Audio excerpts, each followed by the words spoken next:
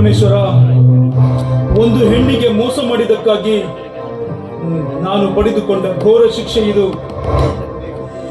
ಪರಮೇಶ್ವರ, ಇಂದು ನನ್ನ ಕೆಳಗೆ ಈ ಮಣ್ಣು, ನಾಳೆ ಈ ಮಣ್ಣಿನ ಕೆಳಗೆ ನಾನು ನಾನು ವರುಣಿಕಾ, ವರುಣಿಕಾ, ಕ್ಷಮಿಸಿ ಬಿಡು ವರುಣಿಕಾ, ಕ್ಷಮಿಸಿ ಬಿಡು. ಈ ವಚನ ಪ್ರಶ್ನೆಯನ್ನ ಕ್ಷಮಿಸಿ ಬಿಡು ವರುಣಿಕಾ, ಕ್ಷಮಿಸಿ.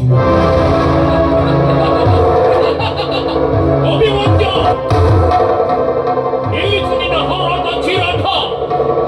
ಯಾರು ಯಾರು? ಸರ್ಪಕಾಯ, ಸರ್ಪಾಕ್ಷಿಪುರದ ಒಡೆಯ ಸರ್ಪಕಾಯ. ಸರ್ಪಕಾಯ, ನೀನೇಕೆ ಇಲ್ಲಿಗೆ ಬಂದೆ? ನಿನ್ನ ಪ್ರಾಣಕ್ಕೆ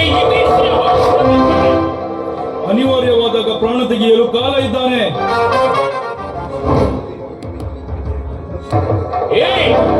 ಉಸಿರೆತ್ತದಿರೋ ಅಭಿವೇಕಿ, ನನ್ನ ವಂಶೋದ್ಧಾರ ವಜ್ರಾಂಕುಶ ಹಾಗೂ ನನ್ನ ಪರಮ ಶತ್ರು ಅವತಾನಂದನ ಮಗಳು ವರುಣಿಕಾಳೊಂದಿಗೆ ವಿವಾಹವಾಗಲು ಮೂಲ ಕಾರಣ ಏನು?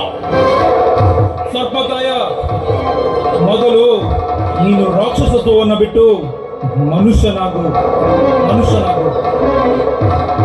ಏ ಕ್ರೂರ, ನನಗೆ ರಾಜ ಮರ್ಯಾದೆ ಕೊಡದವರಿಗೆ ನಾನು ರಾಕ್ಷಸನೇ, ನಾನು ರಾಕ್ಷಸನೇ. ರಾಜ ಮರ್ಯಾದೆ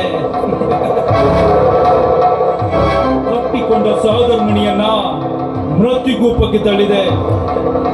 ಹೆತ್ತ ಮಗನನ್ನೇ ಅರಮನೆಯಿಂದ ಹೊರ ಹಾಕಿದೆ.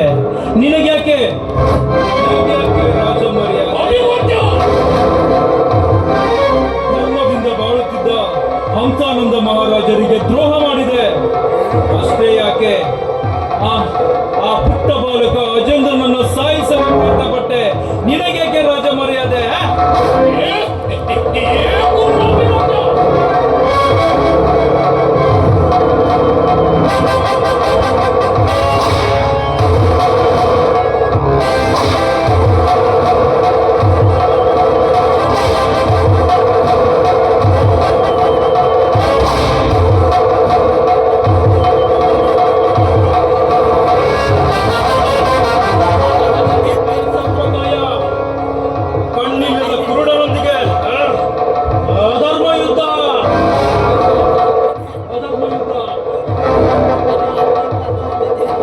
ಇವನು ಯಾರು?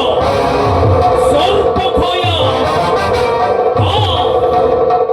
ಪ್ರತಿಯೊಬ್ಬರ ಹೊಟ್ಟು ಈ ಸರ್ಪಕಾಯನ ಕೈಯಲ್ಲಿ, ಪ್ರತಿಯೊಬ್ಬರ ಉಳಿವಿಕೆ ಈ ಸರ್ಪಕಾಯನ ಕೈಯಲ್ಲಿ, ಪ್ರತಿಯೊಬ್ಬರ ಸಾವು.